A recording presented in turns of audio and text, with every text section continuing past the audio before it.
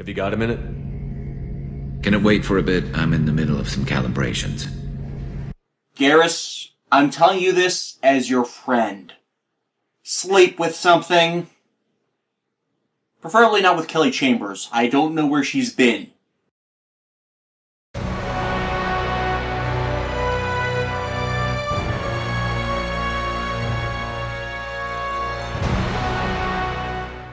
Katsumi's holed up in one of the observation decks, and I honestly like her room more than mine. Though, because the potentially ship-risking window actually has the capability of being sealed off. Though I honestly wonder how a thief that doesn't carry that much on her, and lives on the run, was able to have so many possessions with her, and got on board with them all without anyone noticing. Or maybe she has the ability to hide things in a subspace storage pocket. She is Japanese after all. Though probably why I like this room the best. It has booze! Someday I'll be able to forget Power Rangers Megaforce ever existed. I hope. Anyways, now it's the first of the loyalty missions with Zaeed. This was sort of a thing last game, but is more expanded on here. Each of the recruitable party members has a specialized mission that can be carried out, not only to, settle things, so if the mission goes bad they can die without regrets, but game-wise can unlock special skills and talent trees. Most of the others flag later in the game after enough interaction, but both Zaeed's and Katsumi's are available after you get the character. My understanding was, since both were released as DLC after the game hit shelves, there would have been people that had already completed the game, and withholding it until we've used them a bit served no purpose. But, for newbies, it makes sense to do them early so as to upgrade the active team. Zaeed found where Vito was holding up, a fuel refinery, and we go in to kill the head of the Blue Suns. Of course, since there's explosive wares around, it'd be smart to solely use cryo ammo, as even a spark from the incendiary or electric stuff could set off a massive... What was that? Gone nearsighted, old friend. Burn, you son of a bitch. God damn it, Zaeed. Now on top of getting to your mark, we have to save everybody that's relatively innocent in this facility. And he didn't even set him on fire! I swear, if I ever get the chance to set something on fire, you sure as hell can bet I wouldn't miss like that. Don't sacrifice lives for the sake of the mission. There's always a better way. Goddamn Paragon hypocrisy and railroading optioned endings. Those who have seen and deconstructed next game's endings know what I'm talking about. Argument can be made for innocence versus bad guy sacrifice, and salvation versus confirmed multiple apocalypse bad endings, but still. You want to waste time out here? Go ahead. I'm gonna kill Vito. Spectre Punch! You're endangering lives, and the mission for your own selfish revenge. And yeah, he comes around about that at the end of the mission. Meaning the guy who spent 20 years killing his way across the Terminus systems and originally founded a band that would go around doing as they pleased for money, is still a better man than Sasuke Uchiha. No, I have not let that go. Though it takes a while to sink in, and we have to browbeat him into helping. But again, own damn fault for setting this place on fire. Oh, and new heavy weapon, a flamethrower. Now we can burn things! In a house that's already burning. Huh. Vito escapes, but fire from his gun manages to cause the plane to crash. You just cost me 20 years of my life! Or you could have, I don't know, not set the place on fire? Vito would still have run, but we wouldn't have been distracted in following him. Ah! Son of a bitch! Oh. You started this fire, Zaeed. It makes sense that you'll burn in it. And thus the question. Why should we care about someone that we can't trust who have our backs? I've survived this long watching my own back. No time to worry about anyone else. Alone, this would be easy. No one slowing me down, or nagging me, or pissing me off, or betraying me. But he's not alone anymore, and the only reason Zaeed lost out is because he forgot that. So, one loyalty achieved, let's move on to the next. Bekenstein is where Hawks hold up, Kasumi having us infiltrate as Gunn. Oh, I wish. J. August Richards was awesome in that show. No, Solomon Gunn will be infiltrating the party of Donovan Hawk. And wow, that's really unoriginal in naming. Almost as horrible as naming a review show after the genre they're covering, followed with an adjective. I mean, who would be so terrible at naming things to do that? And yeah, we're the distraction and resource dude to get the stuff Kasumi needs to get into Hawk's vault and grab Keiji's gray box, a device that contains a digital copy of the entirety of Keiji upon it. And we're able to be here for that as he's holding a party for everyone that revels in making money off of illegal pursuits, not realizing they are in fact the small fried gnats that are merely the backers for the true threats. I mean, listen to this guy talk. I only have to worry about simple luxuries. Why? Because people like me and you are doing the terrible things that keep the galaxy spinning. This party is for us. The cleaners. The support structure for the galaxy's gleeful delusions of peace. Total egomaniac. And yes, the plan to get stuff goes as well as heist plots usually go. And by that, I mean the second we get into the vault... You blew it up! You maniacs! You blew it up! Damn you! Damn you all to hell! What are you talking about? It's a You know what? It's been 200 years. You've probably only seen the 7th remake or something. And yeah, he has a lot of rare stuff, including lost cultural remnants to both the Krogan and Quarians. Hell, even a pair of submachine guns that can upgrade the arsenal, if I hadn't bought the weapon DLC packs that give even better items. But yes, Hawk knew we were coming, the entire party was a trap, and we have to fight our way out. In the process, dismantling his whole organization by taking the time to blow our way out of the complex. Well, guess this isn't quite how you wanted to wreck him, Kasumi, but this ended up being a lot more costly to him in the long run. Then again, you are a stealth expert.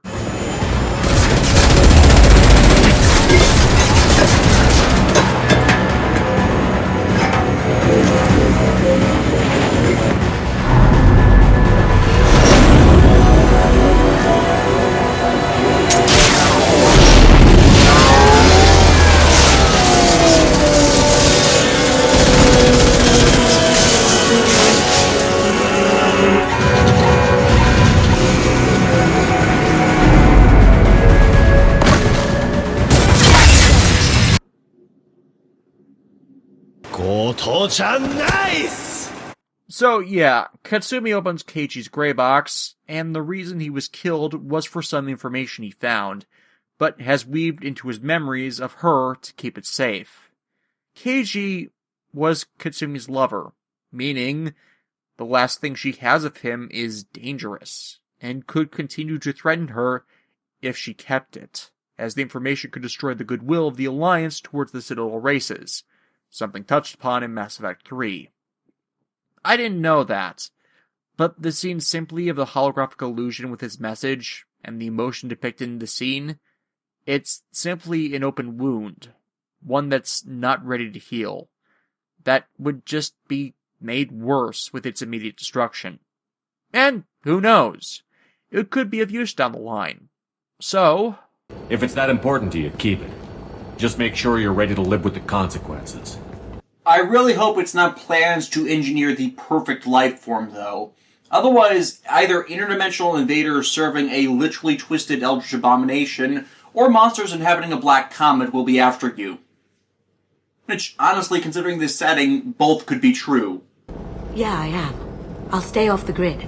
No one will know I exist. I think I want this. Thanks, Shepard. So anyways, it's back to Terminus and more recruiting, as we head to the prison ship Purgatory, which is ingeniously paid by the people of Worlds to keep prisoners locked up. but it's being run by the Blue Suns. As this is a high-security vessel, you need to relinquish your weapons before we proceed. I'll relinquish one bullet. Where do you want it? Yeah, that ain't happening, buddy. Some do ask if we might be willing to let the light offenders out, but... We're here for Jack. Hi. Jack, forget what I just said. I don't want to go nowhere with you. Can't exactly blame him. That guy was insufferable. But the Blue Suns are set to double-cross us, go figure, so now we not only have to fight through the mercs, but get Jack out under fire. So, who is Jack anyways?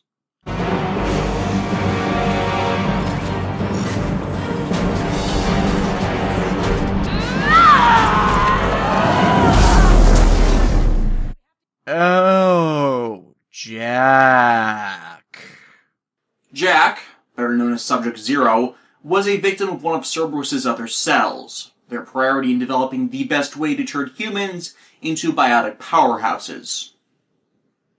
As you can probably tell, most everyone at their facility was killed, once more, by their experiment.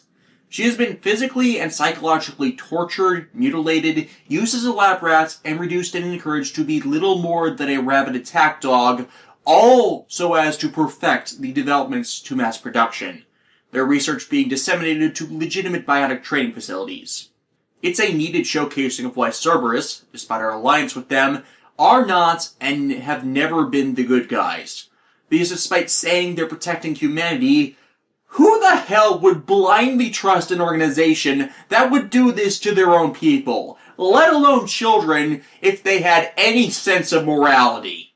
As such, Jack has been so focused on survival for so long, it's a lot more understandable than Zaeed why she'd be so self-focused, wrecking the entirety of the facility just to get out, and losing her fellow prisoners to bar both the guards and our way.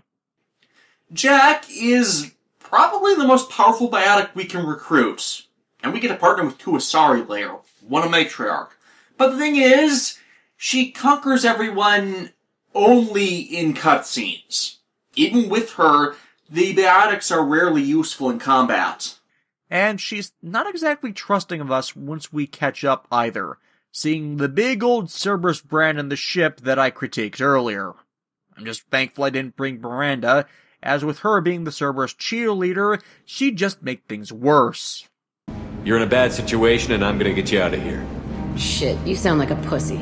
Then they already are. Again, can't blame her. She sees a lot of things as a weakness. But with the ship going up, we managed to convince her to come with.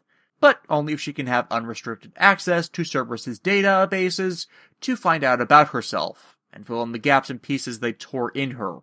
Which isn't unreasonable, and I kinda want to see that data myself. Those glowing flecks in the background, though, what are those? Are those atmospheric reflections of unrestrained biotic power, or just dust brought up from it? You see such a few times around powerful biotics, so I'm kind of curious to the context to it, as so far in my research I've not found any information on such. Welcome to the Normandy, Jack. I'm Miranda, Shepard's second in command. On this ship, we follow orders. Shut up, Miranda. That is an order. And when did I assign you as second in command? That's gotta go to Garrus. Tell the Cerberus cheerleader to back off, Shepard. I'm here because of our deal. Agreed. As you can probably tell, Miranda and Jack have a very hostile working relationship. Miranda inciting it more often than not with her ridiculously naive view of Cerberus. And it leads to eventual escalation the more they are together. Jack's impulsive, understandably so, but Miranda doesn't seem to be able to conceptualize the people she praises did something horrific to her and many, many, many others, actively disconnecting every cell that did something bad from the nature of the greater organization, and thinks her attitude is just her, repeatedly trivializing what she went through, and seeing her escape from a neglectful father that treated her less as a person and more than a legacy as more important. The two both suffered abuse. I'm not reducing the meaning of that, but Jax did a lot more to define her, limit how she's grown, but has still tried, while Miranda is spiteful and egotistical when she has no reason to be, and has not attempted to change. Jack's not exactly a favorite of mine either, with her abrasive attitude, but again is more relatable, as even after escaping the facility, Cerberus has been hounding her constantly, never leaving her as a loose end, even after she escaped them, continuing to shape her existence when she could have been happy, could have found a place to belong, instead of keeping her constantly on the run. I go to sleep with this. I wake up with it. Everyone I kill, I pretend it's the ones that did this to me. You don't have to live in this pit, you know. It's dark, quiet, and hard to find. That spells safety to me. You know, this ship is a powerhouse. You could go pirate. Live like a king. I could help. You'd be my first mate? I'd lead the boarding party and handle the executions. Oh, I could so see her and Arya getting along just fine. I'd even teach her some restraints. But I doubt you'd fit in on a pirate team defined by the powers of past heroes, as you can probably tell the only pirate team I would likely want to be on. Oh, and much like Miranda, I prefer her alternate costume. The biker look looks good with her tattoos, even if it's still lacking for combat gear. But at least her biotic strength could compensate with barriers, if she ever used them. I'm honestly the only one that uses barriers on the team, and I only use that because my normal shields pretty much suck. Our next recruit is on Corliss, being a Krogan scientist named Okir that is tank breeding Krogan in order to create what he sees as the perfect of their number, decanting the majority of the bread because they don't reach that perfection. As seen with this nameless one, we encounter that I honestly wish we could have brought with us. The Blue Suns are once more the backers of this little incident, as learned from the recruit that doesn't understand what a flesh wound is. I bring the Doc along because I thought I'd find the scene funnier with him to quip, but he sadly just stands in the background. Guess Garrus is just better with banter. But they turn on Okir as, with the guy's focus on perfection, he's not been giving them what they were promised, even though they could have taken the rejects and trained them as part of their forces. They seem to be doing a good job of fending them off as it is. Jador, the Blue Sun commander helming it, is just that stupid about it that she can't seem to completely get the tank bread on her side. Though if you saved Rana Thanoptis last game, you end up finding her here, and she's wise enough to thank us and then run for the hills. Though kind of a missed opportunity. She's obviously skilled. I could totally have seen her being brought on board as an assistant to Morgan, as she's experienced in what we're fighting against. But I guess she'll find her way into trouble again in Mass Effect 3 and have it turn out she's long been an indoctrinated sleeper agent and ended up assassinating fellow Asari before killing herself? Oh sure, yeah, try to be a nice guy in this galaxy. Actually, this just begs the question. How long does the exposure take to become enthralled, if Rana could go for years without showing any sign she was afflicted? Should have killed her. Too much knowledge without ethical boundaries. You're one to talk, Doc. And so we get to Okir, who's ready to evacuate with his perfect Krogan, actually kind of liking Shepard for his exploits against Saren. But before Saren can deliver his endless troops, in rides Shepard, securing victory through nuclear fire. I like that part. It has weight. Mainly because Okir believes in natural selection, that the genophage has bred his people to be weak, and curing it would not solve his people's problems. Over adapting and overcoming it through their actions, can they truly continue to grow? And got the Collector's assistance in doing so. I acquired the knowledge to create one pure soldier. With that, I will inflict upon the genophage the greatest insult an enemy can suffer. To be ignored. You know, that's not exactly a bad idea. Ignore your enemies is not even a threat. Too bad the only thing that doesn't work against is ignorance and things that are legitimately threats to your way of life. But still. And yeah, there's no need to return the Krogan's insane birth rate either. Just make them better in some respects that he's doing by genetic breeding. But Jador's finally figured out how to kill the lot of tank breads, So we deal with her, while Okier works on saving his creation, and dies. So now all we have left is his tank bread. A normal Krogan is dangerous. This one was created and likely educated by a madman. Shut up, Miranda. You already wasted one potential ally pointlessly. We might as well wake him up and get somebody out of that. You know, all of these pointlessly wasted lives is starting to get to me. And that line of thought all really did start with my favorite actor getting his brains blown out.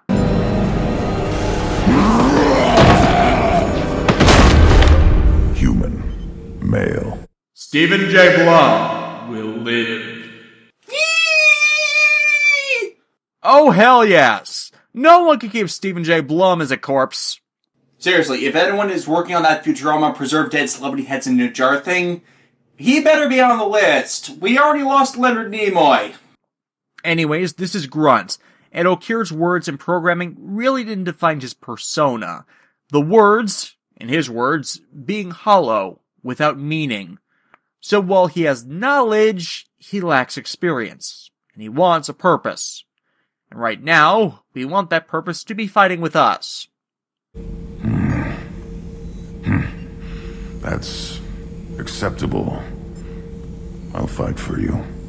I'm glad you saw reason. So we have our requisite battle freak, who will be learning more about himself over time. And I use him more in other files. A is Grunt's a rank-and-file soldier class, meaning redundant skills and abilities to my soldier shepherd.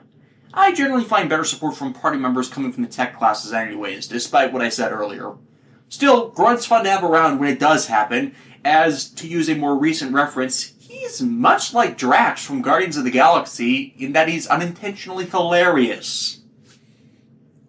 But before we can go hunt down another recruit, Harper calls in and shanghais us to stop a collector attack? You mean we actually get to intercede on one? Well, not so much. The Normandy is still in no shape to go toe-to-toe with them, meaning it's a covert mission. Drop us in to see if we can find out what goes down for further intelligence. How did they find out so quickly this was happening here? Well, turns out Cerberus was monitoring our former associates in case they were targeted. And since Shepard's reactivation, Ash Williams just jumped priority on the colony of Horizon. Groovy. No. Not Groovy. Wrong Ash. And why is she there anyways? Well, as we're told, it's a colony outreach program. Thing is, the colonists that populate Terminus, they don't want anything to do with the Alliance or the Citadel. That's why they went out here. So, her presence isn't welcome. She, of course, has been blaming the lack of inroads with them as being ungrateful, as the rest of them sabotage her efforts to build defense towers, seeing them as only inciting things to attack them. On the other hand, it's a match made in heaven. Both sides hate each other. And while the paralyzing seeker storms come down, instead of doing the smart thing and running with people to get them inside into potential safety, she shoots at them with normal ammo. She's shooting a swarm of insects without even trying to set them on fire. And of course they mill around in circles and get paralyzed. Morons. Wait, how are we getting past that?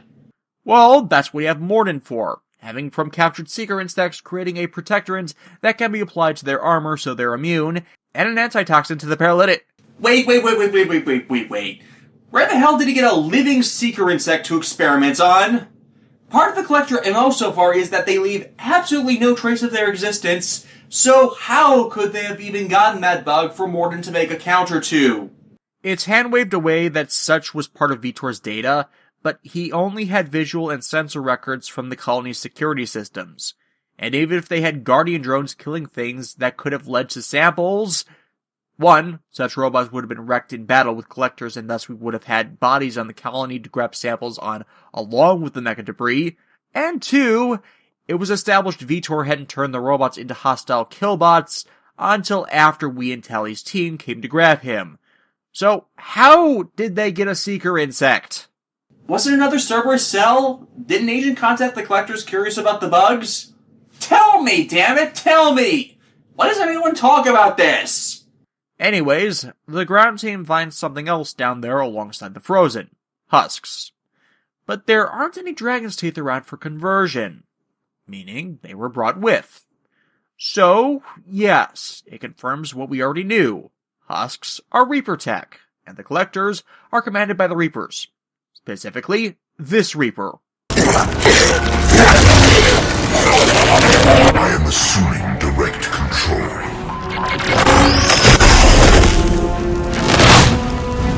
Yeah, remember Saren's little evolution? Well, the Commanding Reaper, Harbinger, due to how they bred the Collectors, can do this with any of them. This makes it very annoying to fight him. Well, turns out we caught them in the middle of the culling. No, not that culling. Because there's a guy in a sealed room who thought the whole Collector thing was propaganda. Expanded material pretty much confirms he and a cabal of disbelievers had been sabotaging the towers, and as I said, blamed Ash for this. But if we can get the guns working, we could get the Collector ship out of here. But he's not helping, so, of course, we have to do it ourselves. God, I should have brought Garrus for this and not Miranda. Why the hell did I bring Miranda? She's useless. I miss Tali. She has a shotgun and more tech skills in her digits than the rest of the team put together.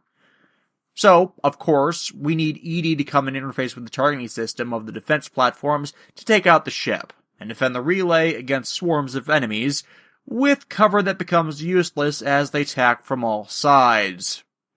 Gee, might have been a good idea to build such a system where it could be defended, Ash.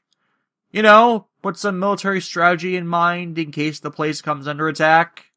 You were in charge of putting it together, right? What? At least unlike the rest of these assholes, I'm actually blaming someone that's actually likely to be responsible for their current situation. Ash was in charge of getting the defense towers and their other defenses up, and part of that is in placing the components. And this area is one of the harder areas to clear, as on top of Collectors and Husks and Harbinger, you get additional heavy infantry, and with a limitation on ammo, it can be pretty damn annoying to get out of. But eventually the turrets come online, and the ship withdraws, with half the colony on it. No! Don't let him get away! I didn't want it to end this way. I did what I could. You're not always going to be able to save everyone, especially when one's hindered beforehand. Speaking of... Commander Shepard, Captain of the Normandy, the first human Spectre, savior of the Citadel. You're in the presence of a god, Delan, back from the dead. Ash, weren't you paralyzed in one of the preceding scenes? We haven't exactly started putting out the counteragents. And of course, she turns hostile with the mention of Cerberus, as a report's been spread that we're in collusion with them. What reports? Anderson actually mentioned this too, that Shepard working with Cerberus has been a rumor flying about longer than we've been back amongst the living. And the reason she was assigned here was because the Alliance got a tip of a Cerberus operation behind the missing colonies, and this is on the list. She kind of skipped past the fact that the Collectors are behind the colony attacks, and the Alliance hadn't cared about it and were blaming Cerberus blindly, the defense towers actually being a layered floor for attack, as the colonists said. So they really are at fault for this. And of course, after everything, she refuses to trust us. That we're not the same person we were before, because she believes everyone's against her without even the slightest of justification, trusting her superiors over her friends. It's scenes like this that make me really regret killing Caden pretty much every time for the same reasons. As the scene that plays out with him, he's wary, but trusts we'll do the right thing, but can't support us while we're with Cerberus. So there's at least understanding with him. Ash takes this as a personal affront, once we're showing a lack of understanding that the right thing is not always the just or moral thing to do. In a way, she's condemning Shepard in the manner that's similar to how her grandfather was condemned by the rest of humanity, even though his and our actions lead to fewer lives being lost. Granted, her morality and actions have always been shown as kind of skewed, insular, and Hippocratic, resting against being a racist while acting like one. It paints Ash as very hypocritical, as she knows what we're fighting against and the potential costs if we lose. You betrayed the Alliance. Anderson, you betrayed me. Actually, just her, and only because of her twisted worldview. Anderson, as we already saw, understands the stakes. In previous correspondence, so does the Alliance. But no, she doesn't believe a single word we say. Typical Alliance attitude. You're so focused on Cerberus that you're blind to the real threat. Shut up, Miranda! And so that bridge is burned once and for all. But she's not the only one we need to talk to about this. Did Harper leak details to set this whole thing up? Damage, probably not important. My plan is great. Then why are you writing a... Well, not all of it. He is behind the belief we're working for them, which isn't exactly untrue now. But past that, the whole situation was the Alliance, Ash, and the colonists.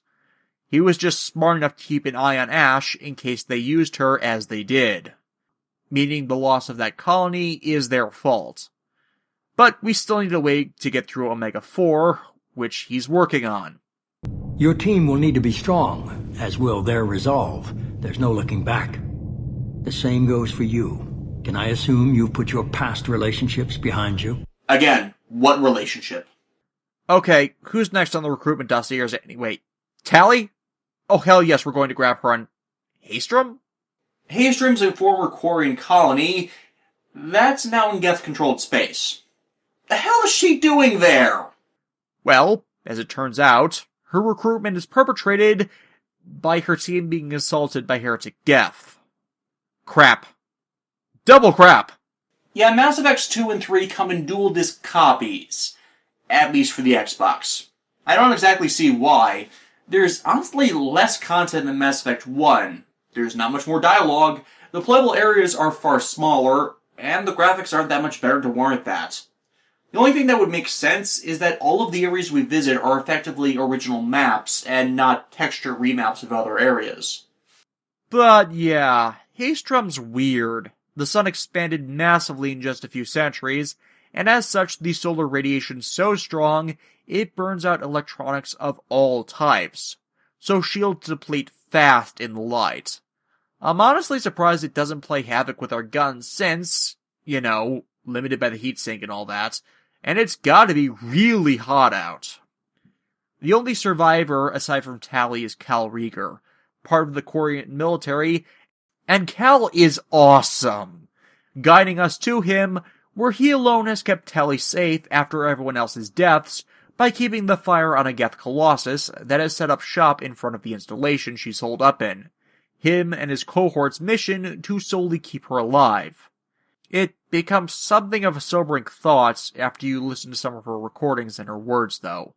See more of the continuing impact their interaction for the first game has had on our thinking in out-of-the-box ways to get her team, well, something that doesn't matter.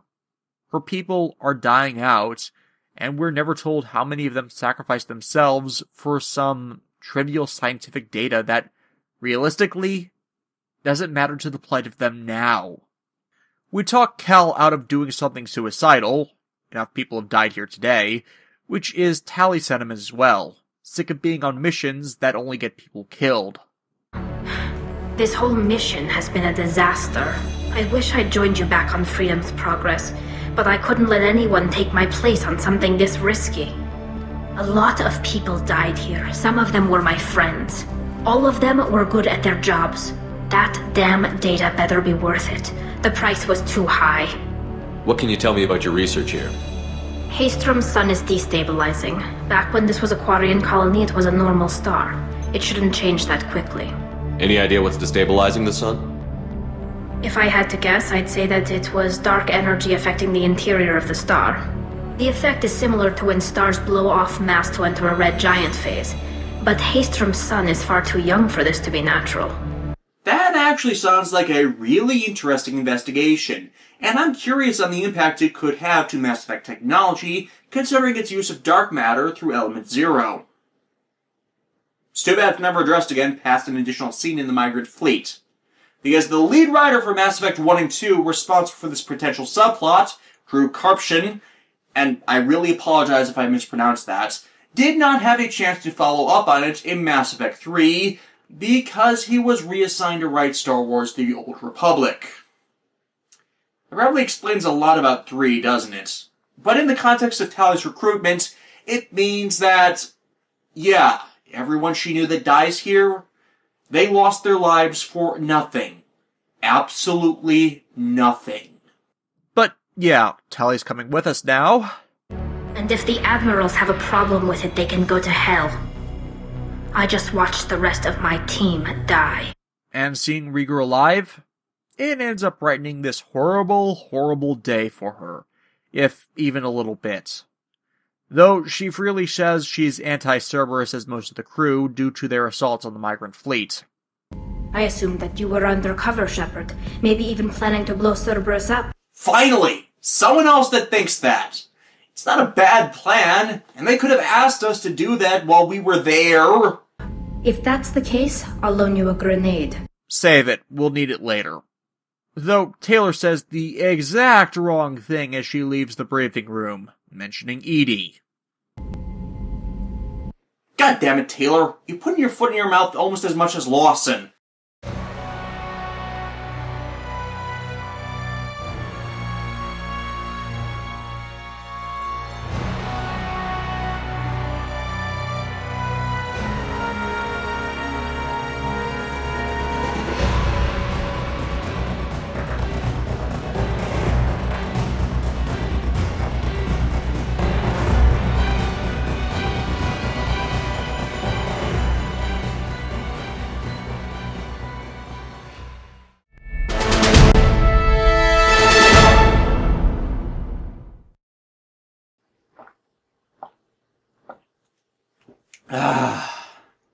Someday I'll be able to forget the Fabula Nova Crystallis ever existed. I hope.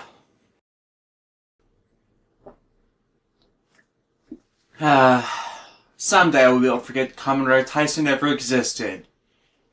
I hope.